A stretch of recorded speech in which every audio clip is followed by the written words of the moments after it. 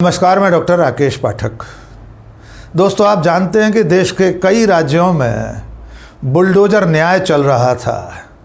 किसी भी घटना में कोई भी व्यक्ति आरोपी बने, शासन और प्रशासन के लोग सबसे पहले उसका घर ढहाने के लिए बुलडोजर भेज रहे थे। लेकिन अब इस बर्बर बेलगाम बुलडोजर पर देश की सबसे बड़ी अदालत ने ब्रेक लगा दिया है। सुप्रीम कोर्ट ने कहा है, कोई भी व्यक्ति आरोपी हो या दोषी, आप उसका घर नहीं ढहा सकते। सुप्रीम कोर्ट अब इस मामले में गाइडलाइन बनाने जा रहा है। लेकिन इस बीच सुप्रीम कोर्ट तक मामला पहुंचने के बाद और सुप्रीम कोर्ट के इस कथन के बाद कि किसी भी आरोपी या दोषी का घर ढहाने का काम प्रशासन नहीं कर सकता, प्रशासन को कोई अधिकार नहीं है कि किसी का भी घर बुलडोजर भेजकर जमींदोज कर दिया जाए। लेकिन इसके साथ साथ कुछ और सवाल हैं जिनके उत्तर मिलना बाकी हैं। आज के इस वीडियो में हम उसी पर बात करेंगे। लेकिन पहले आपको पिछले कुछ दिनों में हुई घटनाएं याद दिला देते हैं। और उनमें से सबसे बड़ी घटना हुई थी मध्य प्रदेश के छतरपुर ज़िले में।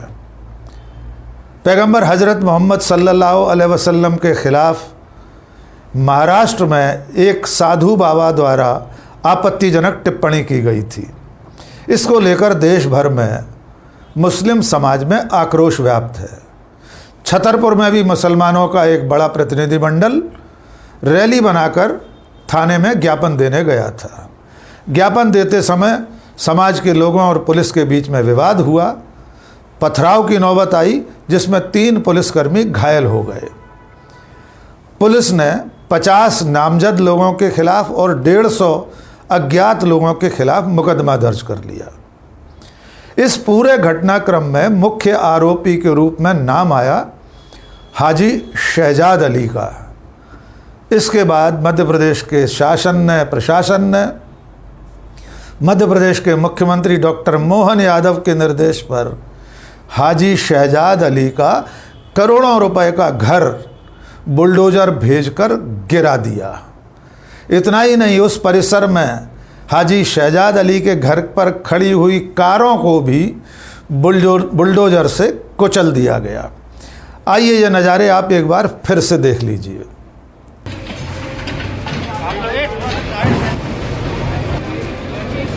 तो आपने देखा कि किस तरह से मध्य प्रदेश की सरकार ने, जिला प्रशासन ने, पुलिस ने सिर्फ आरोपी होने से एक व्यक्ति का करोड़ों रुपए का घर ढहा दिया। इसमें बहाना ये बताया गया कि वो घर अवैध निर्माण था, अतिक्रमण करके बनाया गया था। सिर्फ एक दिन में नोटिस की खानापूर्ति करके शहजाद अली का घर ज़मीन में मिला दिया गया। इससे पहले भी उत्तर प्रदेश, महाराष्ट्र, मध्य प्रदेश, छत्तीसगढ़, राजस्थान, कई जगह ऐसी घटनाएं हुई कि जिनमें किसी भी घटनाक्रम में कोई भी आरोपी हो, प्रशासन सबसे पहले उसका घर ढहाने का काम करता है।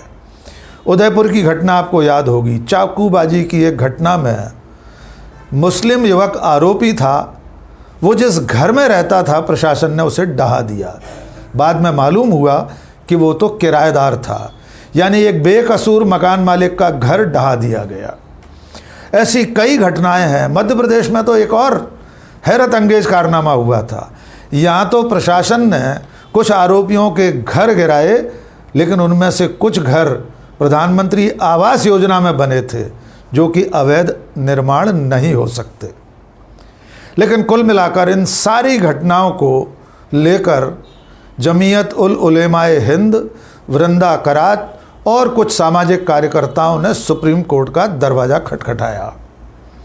इन सब संस्थाओं का कहना यह था कि कोई भी व्यक्ति अगर किसी घटनाक्रम में आरोपी भी है तो प्रशासन उसका घर नहीं ढहा सकता। सुप्रीम कोर्ट में इसकी सुनवाई हुई और अंत में 2 दिन पहले सुप्रीम कोर्ट की युगल पीठ में, जिसमें जस्टिस BR गवई और KV विश्वनाथन थे, उन्होंने ये निर्देश दिया कि कोई भी व्यक्ति किसी भी अपराध में, किसी भी घटना में अगर आरोपी है तो उसका घर ढहाया नहीं जा सकता। सुप्रीम कोर्ट ने यह भी कहा कि अगर उस पर दोष भी सिद्ध हो जाए, किसी अपराध में वो दोषी भी पाया जाए, वो अपराधी सिद्ध हो जाए, तब भी उसके घर को ढहाने का काम नहीं किया जा सकता। सुप्रीम कोर्ट की बहस में ये बात भी आई कि 50-60 साल पहले बने हुए घरों को प्रशासन अतिक्रमण बताकर, बेजा निर्माण बताकर ढहा देता है, ये गलत है। सुप्रीम कोर्ट ने यह भी कहा है कि इसके बारे में वो गाइडलाइन बनाएगा, यानी सभी राज्यों को ये दिशा निर्देश दिए जाएंगे कि ऐसी स्थितियों में कौन सी और किस तरह की कार्रवाई की जाना चाहिए। लेकिन अब सवाल ये है कि क्या सुप्रीम कोर्ट ने परसों जो फैसला किया है, अभी जिसे फैसला नहीं कह सकते, सिर्फ प्रारंभिक दिशा निर्देश दिए हैं, क्या उसमें कोई स्टे ऑर्डर दिया है? क्या सुप्रीम कोर्ट ने ये कहा है कि आगामी दिशा निर्देश बनने तक, गाइडलाइन बनने तक प्रशासन किसी भी राज्य में इस तरह की बुलडोजर भेजने की कार्रवाई नहीं करेगा? दूसरा सवाल, क्या सुप्रीम कोर्ट ने इस बात पर कोई जवाब तलब किया है कि अब तक जितने घर गिराए गए हैं, जितने आरोपियों या दोषियों के घरों को बुलडोजर से धरती में मिला दिया गया है, मिट्टी में मिला दिया गया है, उनके जिम्मेदार कौन कौन हैं? क्या सुप्रीम कोर्ट ने पूछा है कि जिन प्रशासनिक अधिकारियों ने ये कार्रवाई की है उनके नाम क्या हैं, किसके निर्देश पर यह कार्रवाई हुई है? तीसरा सवाल, क्या सुप्रीम कोर्ट ने जिन लोगों के घर ढहाए गए हैं उन्हें मुआवजा देने के बारे में कोई विचार किया है? क्या राज्य सरकारों से सुप्रीम कोर्ट ने पूछा है कि जिनके घर अवैधानिक तरीके से, गैर कानूनी तरीके से, असंवैधानिक तरीके से ढहाए गए हैं, उन्हें मुआवजा देने के लिए क्या किया जाएगा? ये कुछ ऐसे सवाल हैं जिनके उत्तर मिलना अभी बाकी हैं।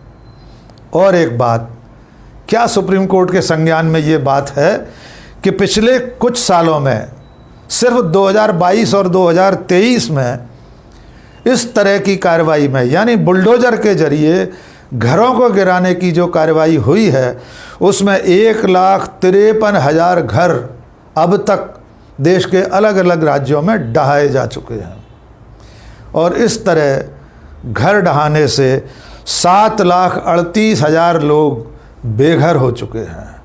यानी जो केंद्र सरकार एक तरफ ये दावा करती है कि वो बेघरों को घर देने का काम कर रही है, प्रधानमंत्री आवास योजना के अंतर्गत प्रधानमंत्री नरेंद्र मोदी ये दावा करते हैं कि करोड़ों लोगों को घर दिए गए हैं, दूसरी तरफ छोटी छोटी घटनाओं के आरोपी बनने पर 7,38,000 लोग बेघर किए जा चुके हैं।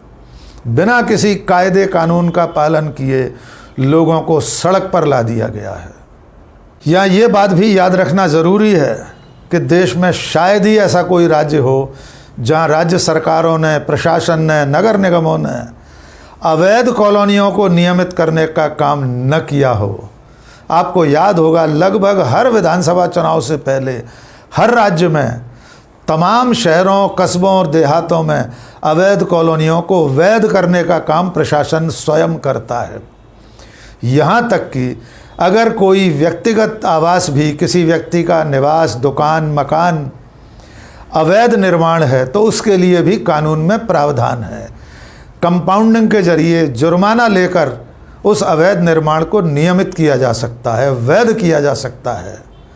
यहाँ तक कि किसी भी भवन में, किसी भी घर में, दुकान में कितना निर्माण अवैध है, इसको जांचने की भी पहले प्रक्रिया है। नोटिस दिया जाएगा कितना निर्माण गलत है, कितना नियम विरुद्ध है, कितना अनुमति के खिलाफ बना हुआ है। सिर्फ उसे और उतने हिस्से को तोड़ने का ही प्रावधान है।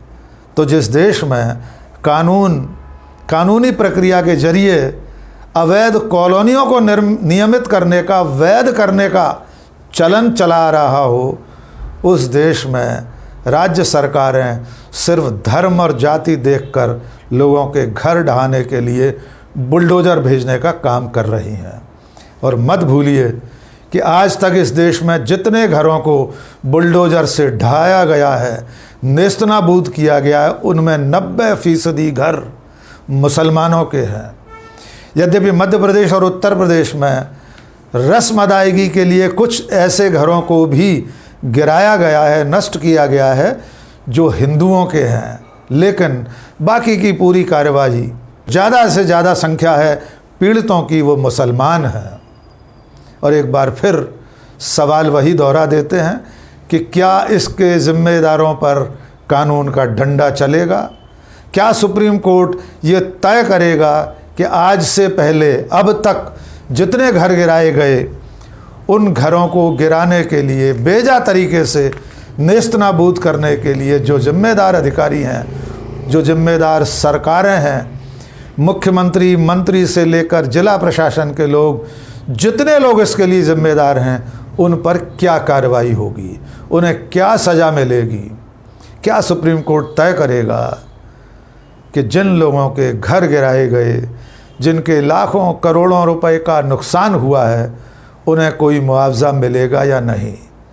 अगर हाँ, तो उन्हें ये मुआवजा कब तक मिलेगा? क्या सुप्रीम कोर्ट गाइडलाइन बनाते समय पिछले सालों में बुलडोज़र से हुए नुकसान की भरपाई करवाएगा? ये अभी देखना बाकी है।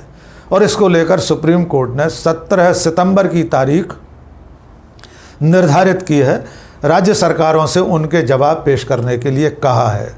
देखना होगा 17 सितंबर को सुप्रीम कोर्ट में ये पूरा मामला किस रुख को बैठता है।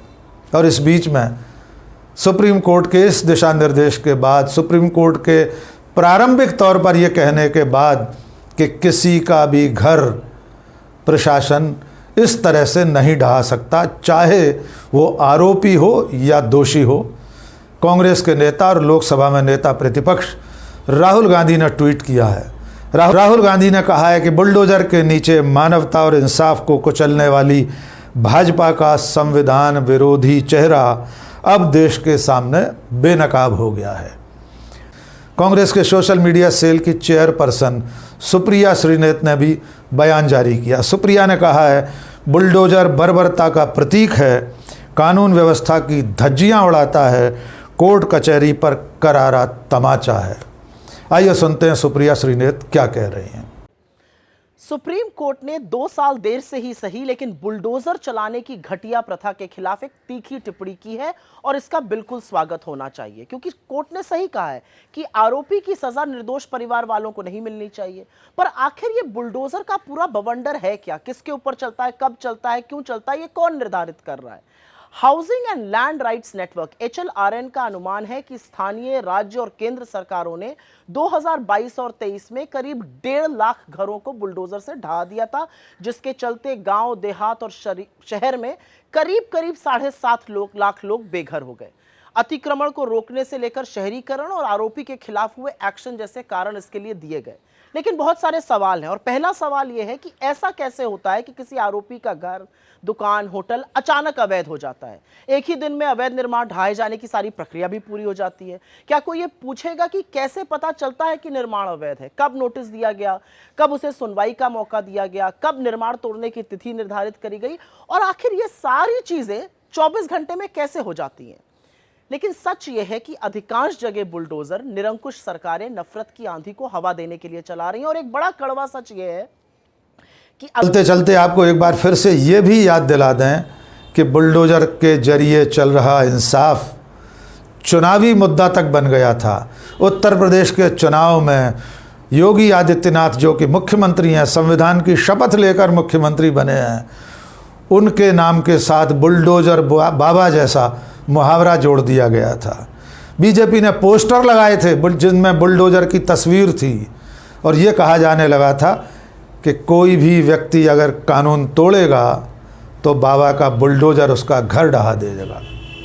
भारतीय जनता पार्टी ने बुलडोजर जैसे नाइंसाफ़ी वाले कदम को बुलडोजर जस्टिस का नाम दे दिया था, जिसे सुप्रीम कोर्ट ने अन्याय कहा है। देखना होगा जिन सवालों पर आज हमने बात की, 17 सितंबर को और उसके बाद सुप्रीम कोर्ट क्या फैसला सुनाता है। क्या सुप्रीम कोर्ट की ये पूरी बहस सिर्फ बहस बनकर रह जाती है, या अब तक जुल्म करने वाले बुलडोज़र न्याय चलाने वाले लोगों पर कानून का डंडा भी चलता है, उन्हें सज़ा मिलती है। आज के इस वीडियो में बस इतना ही। बहुत बहुत शुक्रिया। जय हिंद।